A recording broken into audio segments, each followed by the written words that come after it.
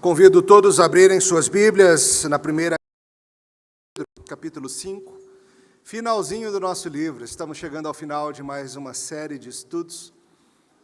Foram muitas semanas estudando detalhadamente a primeira carta de Pedro, sem pressa, sem correr, tentando extrair o máximo do que podemos da palavra de Deus. Hoje a gente termina a primeira carta e semana que vem, domingo que vem, a gente começa a segunda carta.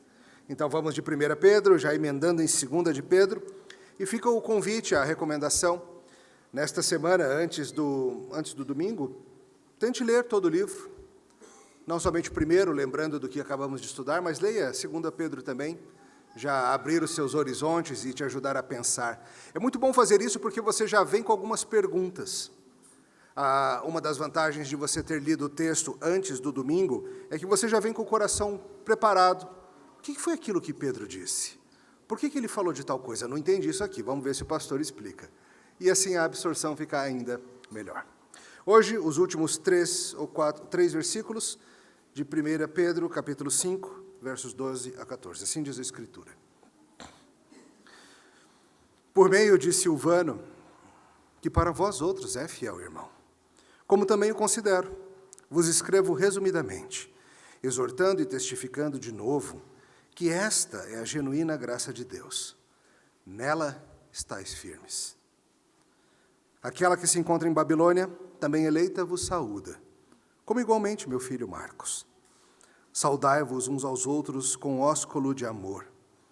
Paz a todos vós, que vos achais em Cristo. Amém.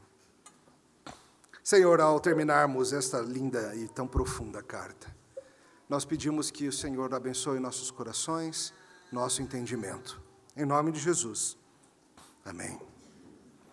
Como que nós faremos para andar até o final desta era tão estranha que a gente habita? O que nós precisamos para a nossa peregrinação como forasteiros? Sempre que pais precisam enviar seus filhinhos, suas crianças para alguma coisa, um acampamento, um retiro, uma saída de campo do pessoal da escola, do homeschooling, o que for, para ir dormir na casa dos amigos, sempre tem, é claro, a preparação do que levar, certo? O que precisa ir na malinha, o que precisa ir na mochilinha, seja o que for. Seus pais fazem isso, crianças? Preparam umas coisinhas para vocês levarem? Preparam, não preparam? E o que tem que estar na malinha? Depende do tempo, não é? É uma saidinha assim de um dia só, sem nem dormir fora? Só vai, passa umas horinhas e volta? Tranquilo então, 2 mudas de roupa, né, mamães? Um lanche, repelente, remedinho, água extra, e tá tudo bem, certo, mães? Se forem os pais preparando a mochilinha, não tem mochilinha, é só um dia. Porque mochilinha para quê? Lá tem água, não esquece de beber. Se não achar, pede pro tio lá, que alguém te arruma uma água. Fica tranquila, no máximo um repelente. Já imagina um acampamento, 4 noites, 3 noites, sei lá. Quantas roupas levar? Tem que levar Bíblia, levar caneta, levar toalha. Vai precisar de toalha? Será que tem onde pendurar a toalha para secar? Uma só dá? Resolve. Roupa de cama tem de levar. Eu lembro uns acampamentos que a gente ia quando adolescentes e tinha que levar tudo, travesseiro, colchonete, não tinha nem colchão. Cada um levava o seu colchonete, era aquela confusão, mala, colchonete, coisas contra insetos, tem os remedinhos que a pessoa toma, tem os repelentes, tem tudo isso. Porque a gente sabe que tem algumas coisas que tem que estar com a gente na jornada. Por mais que a gente goste de viajar leve, e muitos gostam de viajar leve, tem algumas coisas que não tem jeito, você tem que levar sim. Por exemplo, os pais sabem que se a jornada for um pouco perigosa, aí não adianta só levar um remedinho, tem que ter precauções, tem que ter proteção. Pedro vem falando da nossa jornada, não vem? Pedro vem insistindo com a gente que a vida cristã é uma espécie de jornada. E nós não estamos no nosso país. É uma jornada em terra estranha. Somos forasteiros, somos peregrinos nesse mundo. O que não pode faltar? O que tem que estar com a gente nessa jornada? O que Deus coloca na nossa mochilinha para a gente conseguir chegar lá? Obviamente, tem coisas grandiosas e importantes. A graça do Senhor, o perdão dos pecados, o sangue de Jesus sobre nós. Tem a presença do Espírito Santo que nos conforta, nos corrige, nos instrui. Mas tem algumas coisas que talvez você trate como supérfluas. Talvez tenha algumas coisas que tem que estar na mochilinha, mas que você, cristão, acha que não são tão importantes assim. Mas quando a gente olha as cartas que os apóstolos como Pedro, como João, como Paulo escrevem, você sempre encontra essas coisas lá. Sempre. E Pedro traz do finalzinho da carta algumas coisinhas que não pode deixar de esquecer. Não pode deixar de levar, né? Tem que esquecer, não pode esquecer. A gente vai aprender o seguinte: na jornada do povo do Senhor, rumo à cidade protetora, nós temos que ir em conjunto, em esperança e com santo afeto uns pelos outros. Nós temos que ir em bando, não sozinhos. Nós temos que ir em esperança do que Ele vai fazer. E a gente tem que ir com santo afeto pelo povo que vai com a gente. São os nossos 3 pontos. A gente vai ver primeiramente que a vida cristã é vivida com gente de confiança que conhece a mesma graça que a gente conhece. Olha de novo o verso 12, olha o que Pedro nos diz. Por meio de Silvano, que para vós outros é fiel irmão, como eu também o considero, vos escrevo resumidamente, exortando e testificando de novo, que esta é a genuína graça de Deus, nela estai firmes. Nós estamos chegando aqui ao final de mais uma das cartas do Novo Testamento. Foram meses muito proveitosos por aqui, não? Se você chegou no meio dos nossos estudos, procura online depois para ver o que veio antes. Teve muita coisa preciosa que o apóstolo nos deu. Por que Pedro escreveu essa carta mesmo? Nós vimos isso exaustivamente. Ele queria fortalecer, ele queria encorajar cada um de nós, cada um de vocês. Todos nós que andamos por esse mundo e não somos o povo deste mundo. Uma nação santa, como ele explicou. Uma nação feliz. Uma nação chamada igreja, cujo Deus é Yahvé. Uma nação que não pertence, em última instância, a nenhuma unidade política deste mundo, mas a uma pátria superior aonde habita justiça. E do que ele tratou nessa carta? Ele tratou de tudo um pouco, não foi? Nós falamos bastante sobre como nós nos portamos diante daqueles que questionam nossa fé. Seja aqueles que nos levam para um tribunal e falam, prova aí o que você está acreditando. Há aqueles que são familiares, amigos, que estão perto da gente e que olham o nosso comportamento e ficam intrigados. E falam, escuta, por que vocês são assim? O que é isso? Por que vocês choram assim? Por que vocês se alegram assim? Por que vocês vivem assim? Pedro instou cada um de nós a crescer, a como mamíferos que somos, tomarmos bastante leite. Mas nós não somos tão fofinhos assim, mas precisamos ser fortificados. Falamos muito sobre santidade, sobre andarmos com sobriedade e não entregues às paixões da carne. Falamos muito sobre casamento, sobre o cuidado mútuo que existe entre marido e esposa. Falamos sobre filhos, falamos sobre situações difíceis em que as pessoas estão, falamos sobre perseguição, que acontece quando o povo de Deus é perseguido. Falamos, inclusive, para a gente não ficar surpreso quando surgir um fogo ardente entre nós, que o objetivo de Deus nisso é nos purificar mesmo e nos lembrar que somos de Jesus. Falamos sobre hospitalidade, sobre perdão, sobre como cuidarmos uns dos outros. E vejam que princípios tão bons, bíblicos, belos, espalhados pela Escritura todinha, coisa maravilhosa.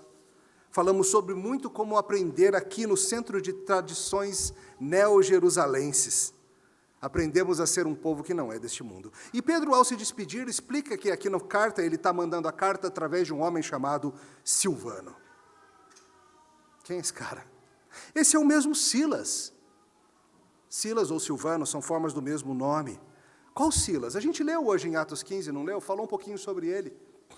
Lembra, a gente sempre ouve a dupla, né? Paulo e Silas. A gente sempre ouve sobre esses dois. Mas olha quem está com Silas agora.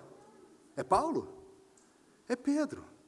E Silas era um homem confiável, tratado entre o povo de Deus, espalhado por aquela região do mundo, como um crente de verdade. Olha como ele diz, que para vocês é um fiel irmão. Eu também considero assim. Todo mundo sabia que Silas é um homem fiel ao Senhor. Ele acompanhou Paulo por um tempo, numa época das suas missões, e agora, mais para frente, isso aqui se passa bem depois de Atos 15, ele está acompanhando Pedro. E ele está ajudando Pedro nessa questão de levar essa carta às igrejas daquelas regiões todas que são mencionadas lá no capítulo 1. Mas do que Pedro está falando exatamente? Há diferentes possibilidades. Alguns sugerem mesmo uma coautoria da carta, que a carta seria dos dois, e Silvano ou Silas está com mais liberdade para levar a carta, então é ele que leva. Talvez ele seja simplesmente o amanuense, o simples, aquele que escreve o que o outro vai ditando. Paulo tinha algo assim, e Paulo costumava, no final, dar uma assinatura de próprio punho para testificar que era dele, mas tinha alguém que escrevia por ele, um homem chamado Tércio fez algumas dessas cartas. Talvez, e aqui é o que se sugere mais fortemente, quando ele diz que eu vos escrevo resumidamente, exorto e testifico, e Silas está levando a carta. Alguns sugerem que a ideia seria a seguinte, dei o resumão aqui, Silas vai levar a carta e detalha mais para vocês o que vocês precisam saber. Poxa, se foi isso, ninguém gravou essa aula do Silas, não? A versão longa? Queria ter ouvido. Seja como for, Pedro coloca a confiança que eles têm nele como apóstolo, transferida para aquele homem chamado Silas, um homem testificado como fiel, que está junto com eles, firme na genuína graça do Senhor. Sabe, queridos, isso é algo muito importante para a vida cristã. Gente que anda conosco, que é confiável, que é fiel irmão, e que está firme no quê? Na mesma graça que a gente conhece. Pedro reafirma aquilo que ele ensinou, ele o fez na verdade, firmado na graça de Jesus Cristo. Pedro não está enviando notícias ou instruções que vêm da cabeça dele, e Silas vai levar essa mensagem para firmá-los cada vez mais. E uma pergunta importante é, por que Pedro está se incomodando com isso? Pedro, nas suas 2 cartas, ele já está mais para o final da vida, provavelmente aprisionado ou severamente limitado nas suas movimentações. Por que ele está preocupado com gente que mora a 200, 300, 500 quilômetros de distância? Por quê? Deixa cada crente seguir a sua vida rumo a Jerusalém eterna e pronto, não? Não seria assim, cada um cuida da sua vida? Por que Pedro está preocupado com a igreja lá de longe? Porque Pedro, diferente de Caim, sabe que ele é guarda dos seus irmãos. Pedro sabe que os irmãos que estão na dispersão precisam ser fortalecidos. E precisam dele, que recebeu muito de Cristo. E ele recebeu muito de Cristo não para guardar para si mesmo, mas para servir a igreja espalhada pela terra. Os irmãos que estão espalhados em Bitínia, em Ponto, em tantos e tantos lugares, eles precisam dessa santa mensagem que ele tem e que Silas vai levar. E veja que princípio tão bom, tão belo, tão bíblico. Ele está espalhado por toda a Escritura. Se não fosse verdade esse princípio, a gente nem teria essas cartas, teria? A gente teria uma carta de Paulo aos romanos explicando o Evangelho e chamando-os a se juntarem a ele no envio missionário. A gente teria uma carta de Paulo aos colossenses corrigindo aquela turma pelos ensinos errados que eles estavam abraçando. A gente não teria uma carta escrita aos Gálatas corrigindo o legalismo pelo qual eles estavam se enamorando. Mas os autores bíblicos sabem que a vida cristã não é vivida sozinha, e a gente precisa instruir e cuidar uns dos outros. Então eles se dão ao trabalho, ao esforço, ao cansaço e desgaste de escrever cartas, de entregar a carta na mão de alguém e falar, vai lá. Pega navio, pega cavalo, anda bastante, corre perigo, toma sol na cabeça, se esconde de bandido na estrada. Talvez tenha um naufrágio ou 2, mas leva essa mensagem. Teus irmãos precisam dela. Como é que a gente envia pessoas na excursão da vida? A gente envia em bando. Gente que conhece a mesma graça e que se protege mutuamente. Nós vimos hoje um pouquinho lá em Atos 15, e eu te recomendo a leitura de Atos com frequência também. Você nota que o apóstolo Paulo, nas suas viagens missionárias, ele dificilmente está sozinho, você já percebeu isso? A gente tem algumas situações em que ele está sozinho, por exemplo, Atos 17, lá em Atenas, mas foi por uma circunstância, uma força do momento, que ele teve que se separar do grupo por um tempo, aí ele fica lá em Atenas esperando o resto da equipe chegar, e por isso ele vê o que está acontecendo e faz aquele discurso no Areópago. Mas é sempre em grupo, sempre tentando ter gente junto que nos ajuda. Está claro isso para você? que na excursão que Cristo nos manda fazer, Ele bota na mochilinha a mensagem de que a gente não deve ficar sozinho? Alguns homens aqui da igreja têm se juntado para pensar sobre presbiterato. Tem acontecido reuniões durante a semana, se você quiser saber mais, me pergunta depois, sobre liderança na igreja. Isso é bom, isso é belo, e é preciso que se entenda um maravilhoso princípio que está por detrás disso. Por que ser liderança na igreja? Será que é para ter algum destaque? A ideia de, não, eu quero ser visto, eu quero ser famoso. Será que é para ter algum tipo de sórdido ganho? Pedro falou contra isso, não falou? Contra aqueles que são dominadores do rebanho, que querem prender a consciência das suas ovelhas. Não, não é isso. Pedro quer ser uma voz sábia, amorosa e orientadora, que olha para os seus irmãos que ainda estão aprendendo a andar e os direciona. E se você anseia pela liderança na igreja, tem que ter essa motivação no seu coração. A de pegar o que Cristo colocou nas suas mãos e se desgastar por meio de repartir e ajudar. Essa é a motivação correta. Fazer como Pedro. Pedro está lá, sofrendo, mas o que ele está preocupado? É com o seu sofrimento? Ele está preocupado com os irmãos da igreja que estão espalhados por aí. E Silas podia ficar reclamando e falando assim, não, Pedro... Sabe que é perigoso esse caminho, Pedro? Não é moleza. Entenda, quando a gente fala essas coisas, não é que Silas foi ao aeroporto lá de Roma e voou até Corinto e entregou a carta. Foi sofrido, foi difícil. Foi bem complicado. Vocês, irmãos, têm experimentado algo assim? É tão comum pessoas serem membros de uma igreja, mas serem membros apenas num papel ou num banco de dados eletrônico, né? Mas não serem envolvidos nessa rede de proteção e cuidado mútuo. Você não foi feito para andar nesse passeio sozinho, essa jornada sozinho. E eu te pergunto, tem alguém na sua vida, pelo menos uma pessoa que possa ser assim, fiel irmão aqui em quem você confia, firmado na mesma graça. Tem pelo menos uma pessoa na sua vida que está de olho em você? Que vai te ajudar se perceber que você começar a sofrer perseguição. Tem alguém na sua vida fazendo esse papel de te instruir na fé, firmar seu entendimento na graça de Deus em Cristo? Tem alguém que te ajude de verdade, alguém mais maduro, mais experiente, como Pedro era, alguém que esteja disposto a estar atento, escrever, corrigir, orientar, exortar, te acalmar, nessa dura jornada que é essa vida. Tem alguém assim na sua vida? Você precisa de alguém assim, querido. Você acha que você pode só ser membro de uma igreja local e... Não, eu tenho meu relacionamento com Cristo, Cristo cuida de mim. Verdade, Cristo cuida de você. Mas não perca de vista que Cristo cuida de você através dos seus irmãos mais velhos. Essa é a forma que Ele instituiu para que houvesse esse cuidado. A gente não está falando de um passeio turístico numa cidade gostosinha, em que tudo bem se você se perder nas vielas da cidade um pouco. Quando a gente viaja de férias, eu sou desses que gosta de planejar cada segundo de cada dia, de cada lugar que a gente vai. Pobre Annelise, a cara dela. Ela está assim, cada segundo de cada dia, de cada lugar. E aí, se o cronograma não estiver sendo seguido, né, fica estressante. Mas eu tenho aprendido. Eu tenho aprendido a misturar mais o planejamento com o vamos ver onde isso vai dar? Surgiu uma coisa aqui, vamos mudar? E tem sido legal, estressante, mas legal.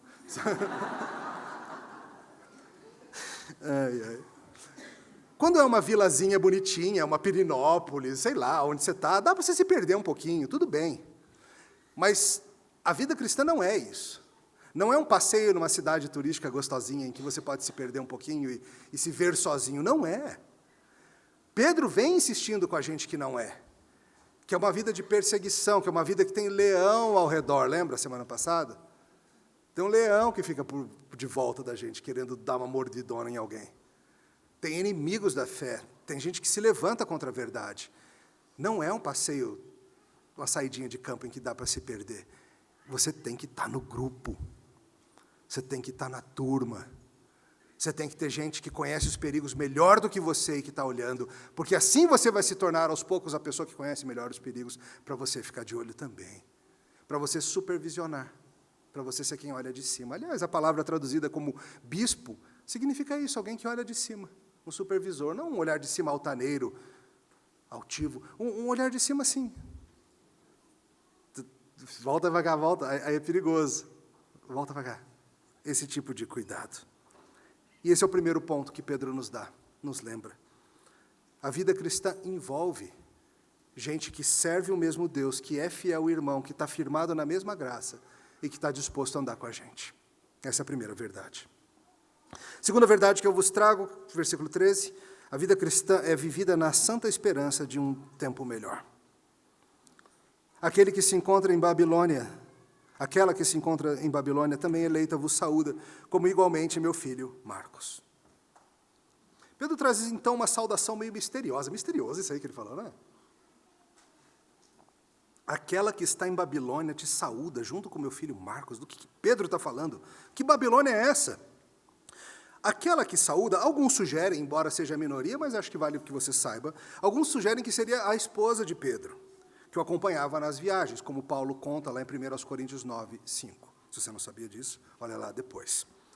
Mas provável, entretanto, seja que Pedro, assim como João faz em uma das suas cartas, talvez ele esteja se referindo aqui à igreja, aquela que se encontra em Babilônia, ao povo do Senhor. Lembra que a Bíblia compara o povo do Senhor a uma noiva, aquela que vai se casar com Cristo.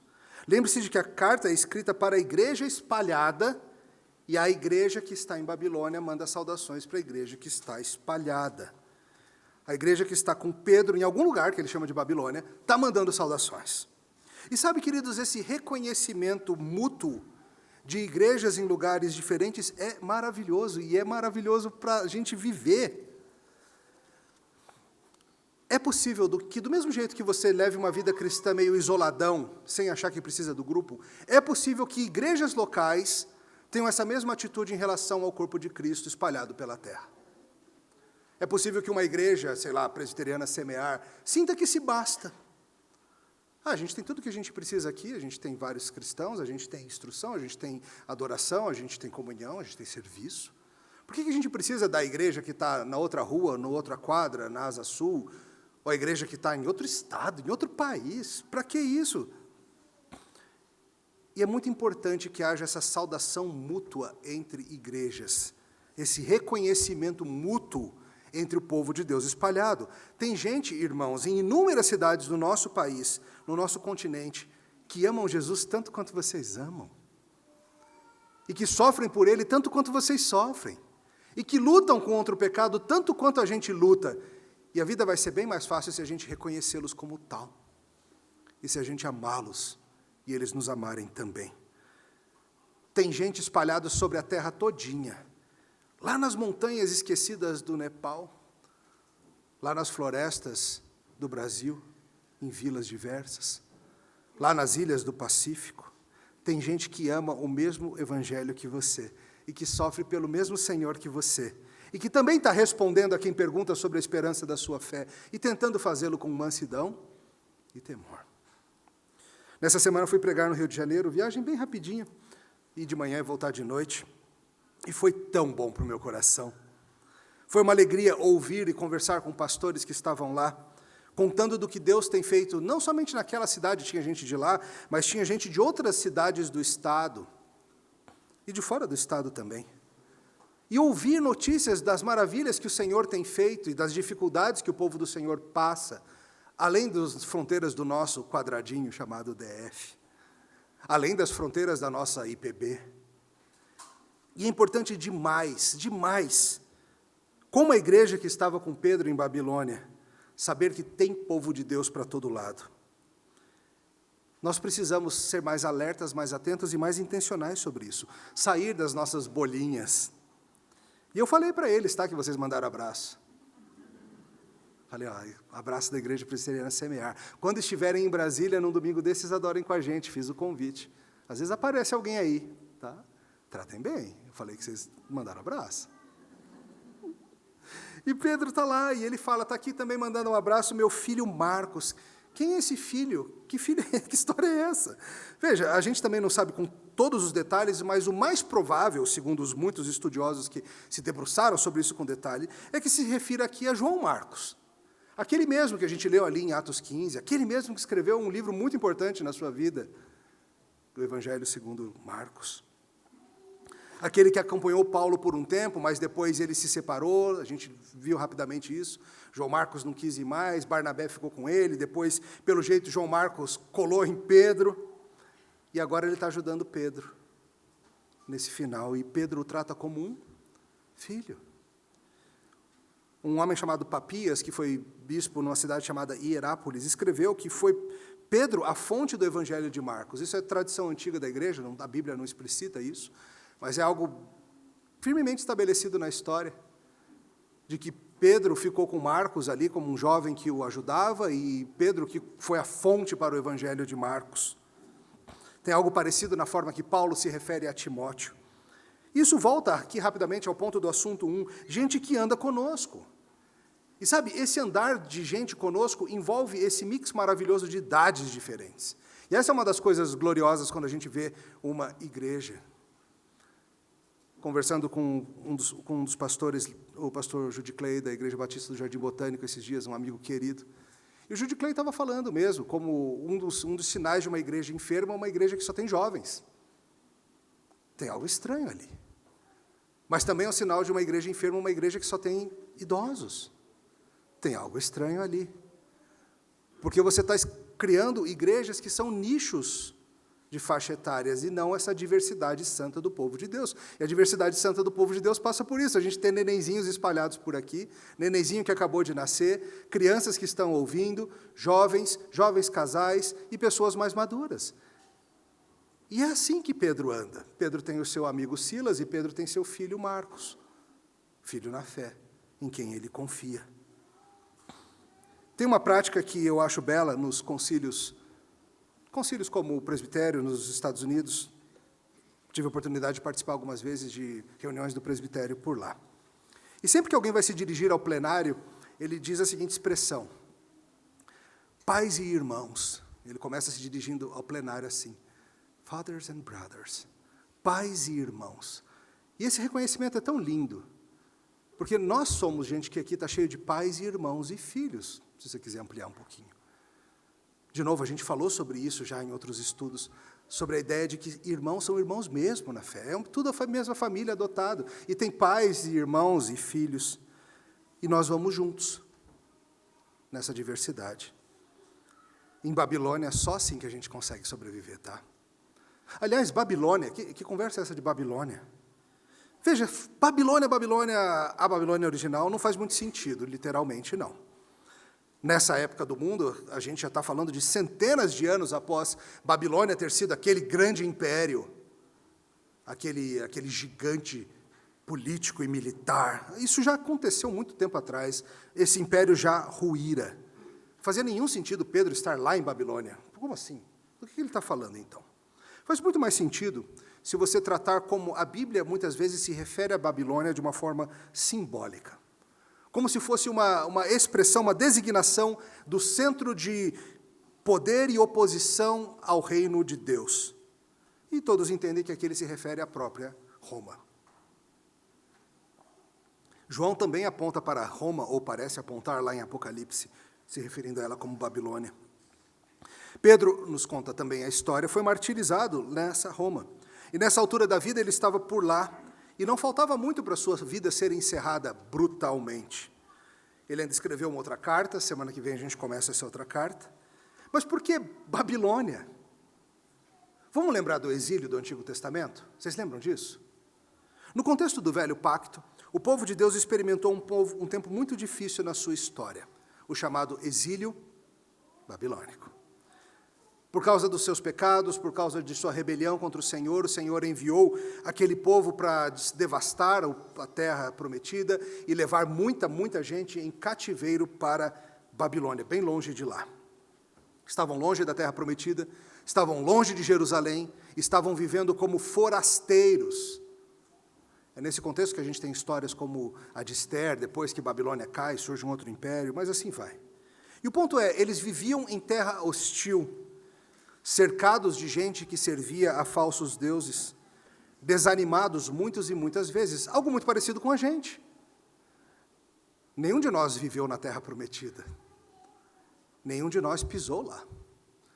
Nós estamos também numa espécie de exílio, cercado de gente que serve a falsos deuses, cercado de gente que zomba do nosso Senhor, e gente que quer saber que fé estranha é essa que a gente tem. Lá em Babilônia, eles inclusive tinham que aguentar algumas zombarias, como gente que falava para eles coisas como: ei, toca aí as músicas que vocês gostam lá da terra de vocês, toca. Canta as canções do Senhor, de Sião, em terra estranha. O pessoal não gostava muito, não. E Babilônia representa tudo isso. O sistema da rebelião contra o Senhor, que insiste em fazer o seu próprio caminho, ao invés de seguir o caminho do Senhor. E vem sendo assim desde Babel, de onde vem Babilônia. Babel, vamos nós fazer o nosso nome grande. É a cidade dos homens que se ergue contra a cidade de Deus. Mas Babilônia também é um lembrete importante de que os poderes deste mundo que se levantam contra o Senhor são e serão derrotados. E quando Pedro menciona a Babilônia, não pense apenas no exílio, não pense apenas no sofrimento, não pense apenas no que o povo de Deus passa em terra exilada. Pense no fato de que Babilônia sempre é derrotada. Leva um tempo, mas ela sempre é derrotada. Babilônia é uma forma de Pedro nos lembrar de que os poderes deste mundo são e serão sempre derrotados diante do Senhor Jesus Cristo. Assim como a velha Babilônia caiu, assim como o exílio do velho pacto chegou ao fim, assim conosco também. Assim conosco também. E o povo do Senhor que habita nesse mundo precisa levar na mochilinha a santa esperança de que Babilônia vai cair. De que Babilônia tem seus dias contados. Sim, a gente vive em exílio, e sim, entendia que dá vontade da gente largar tudo e não fazer nada, mas o Senhor nos lembra, não, continuem. Continuem produzindo, continuem crescendo, continuem vivendo, continuem. Eu sei que tem dia que dá vontade da gente pendurar os nossos instrumentos nas árvores e falar, eu não vou cantar nada mais. Babilônia vai cair. É o que a palavra de Deus nos promete. O povo do Senhor habita nesta velha terra em exílio, mas leva na mochilinha a certeza de que quando se completarem os anos do plano do Senhor, viveremos novamente em Sião. Não a Sião terrena, mas a Sião que desce dos céus e enche o mundo. Uma melhor e superior a Jerusalém daqui da terra. E na jornada no exílio nós precisamos estar equipados com essa santa e bendita esperança na nossa mochilinha. Tem mais um ponto. A vida cristã é vivida com ternura santa. 14.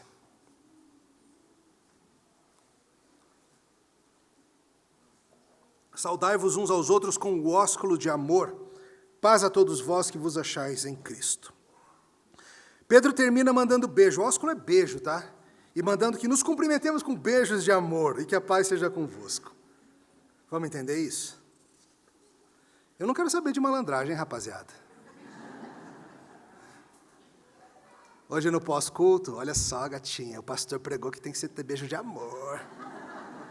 Que é para cumprimentar com beijo de amor. Ordem apostólica. Estou de olho. Tarcísio está de olho lá atrás também, a cara dele.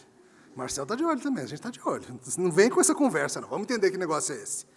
Há, claro, aqui um forte elemento cultural de como as pessoas se cumprimentavam com afeto, mas vamos extrair também um princípio importante para as nossas vidas. Como você deve se lembrar, no contexto do Antigo Testamento e do Novo Testamento, era muito normal e amável e terno que as pessoas se cumprimentassem com beijos. Tem algumas ocasiões que eu quero lembrá-los. Lembra quando o filho pródigo volta do seu exílio, como que o pai o recebe? Enchendo ele de beijo. Tem uma ocasião muito interessante em Lucas 7:44, quando Jesus vai numa casa onde ele é honrado, ele diz o seguinte, o texto nos diz, em seguida virou-se para a mulher e disse a Simão, vê esta mulher? Entrei em sua casa, mas você não me deu água para lavar os pés. Ela, porém, molhou os meus pés com suas lágrimas e os enxugou com seus cabelos. Você não me saudou com um beijo. Mas esta mulher, desde que entrei, não parou de beijar os meus pés. Você não ungiu a cabeça com óleo, mas ela derramou perfume nos meus pés. A gente foca no que ela fez, claro, mas é interessante que Jesus censura aquele homem pelo fato de que ele não fez o quê? De que ele não deu um beijo em Jesus quando Jesus chegou. Você não me saudou com um beijo. Você não me mostrou devoção, afeto, amor, que ela mostrou. O elogio para ela é apropriado, assim como a crítica que é feita a ele. Quando você lê depois, pega para ler Atos 20, a despedida emotiva de Paulo com os presbíteros da igreja em Éfeso, e você vai ver que é lindo, lá no verso 36 e 37, diz assim: tendo ditas estas coisas, ajoelhou-se, orou com todos eles. Então houve grande pranto entre todos, e abraçando afetuosamente a Paulo, o beijavam. Essa foi a despedida cheia de lágrimas, lá em Éfeso. Naquela cultura era comum que gente com proximidade e afeto se cumprimentasse assim. A história testifica que era muito comum esse tipo de comportamento nos cultos antigos. Tá, mas como que a gente transpõe esse princípio para hoje? O princípio de que a vida do povo de Deus envolve afeto.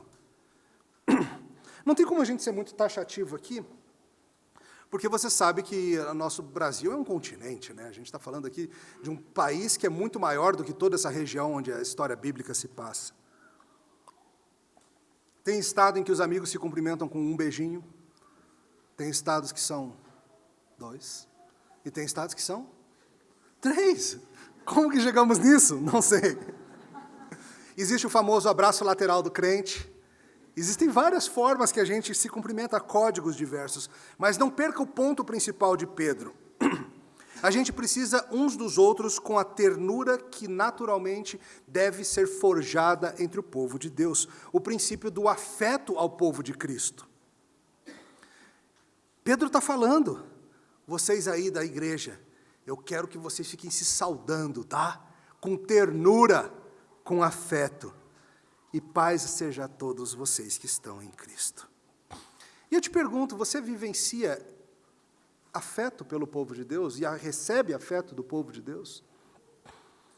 Você demonstra isso? Você sente falta da turma e demonstra isso?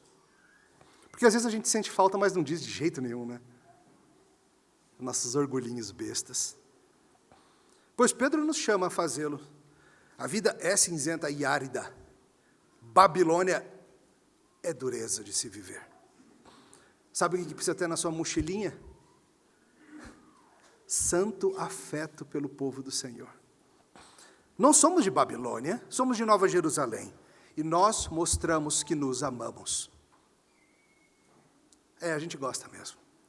Nós mandamos mensagem, nós brincamos, nós mostramos afeto, nós chamamos para lanchar, nós damos abraço, nós mandamos recados dizendo, estou com saudade.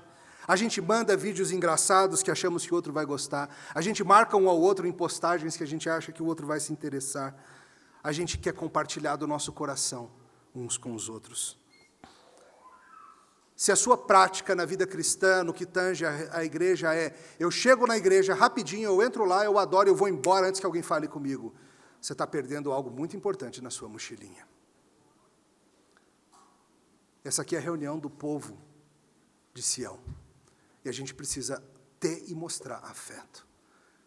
Você precisa desenvolver esses relacionamentos. Não sei que não é fácil, para alguns de vocês é mais fácil, para outros é mais difícil, eu sei que é.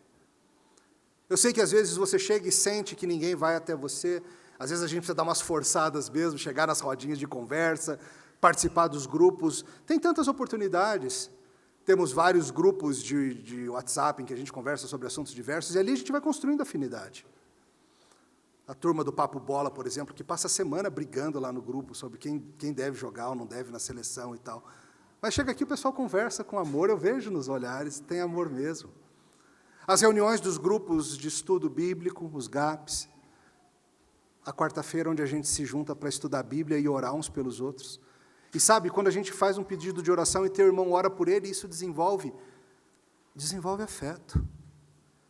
Depois, quando você encontra de novo a pessoa no domingo, você pergunta, escuta, e como que foi aquele procedimento? Como que foi? Sua mãe, que a gente orou por ela, está melhor? Essas coisas, o convívio desenvolve afeto. Quando te chamarem para lanchar depois do culto, aceita. Mas a grana está curta, pede água da casa. Faz alguma coisa, participa. Se envolva com esse povo santo. Nós precisamos saudar uns aos outros com ósculo de amor. Nós precisamos. Você não está vindo ao teatro, não.